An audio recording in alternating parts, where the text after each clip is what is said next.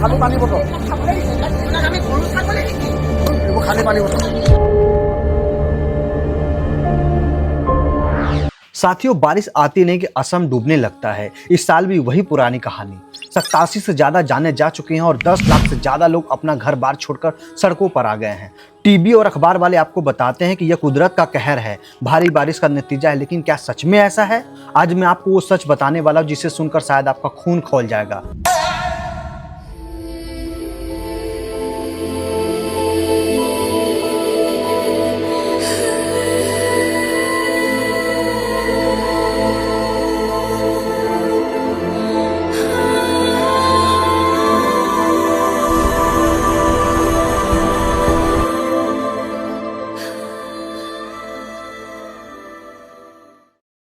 ये कोई कुदरत का कहर नहीं है भाई, ये एक बड़ी सोची समझी साजिश वाला स्कैम है। लोग इसे ग्राउंड पर फ्लड इंडस्ट्री यानी बाढ़ का बिजनेस कहते हैं। आप भी सोच रहे होंगे कैसे, तो सुनिए। असम में बाढ़ रोकने के लिए नदियों के किनारे मिट्टी का बांध या तटबंध बनाए जाते हैं।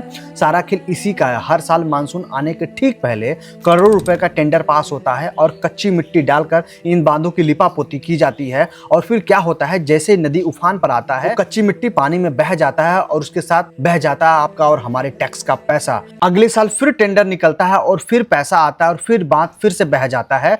आप खुद सोच के देखिए कि पक्के कंक्रीट के बाद या परमानेंट इलाज क्यों नहीं किया जाता है। वो इसलिए क्योंकि अगर बाढ़ आना बंद हो गई तो ये हर साल जो हजारों करोड़ की लूट मचा रखी है वो धंधा ही बंद हो जाएगा। मैं हवाई बातें नहीं कर रहा हूँ। 2026 की बिल्कुल ताजा कैश की रिपोर्ट डेटा सुनिए।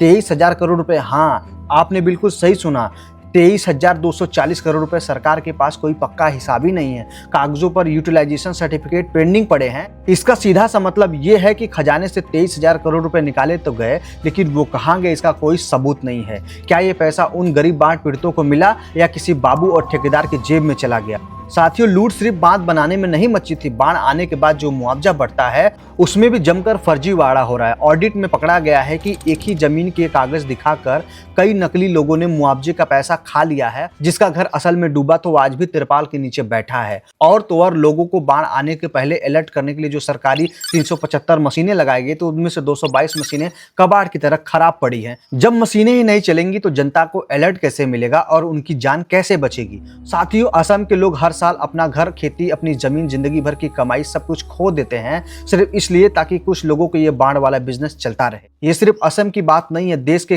टैक्स पेयर के पैसे की बर्बादी है।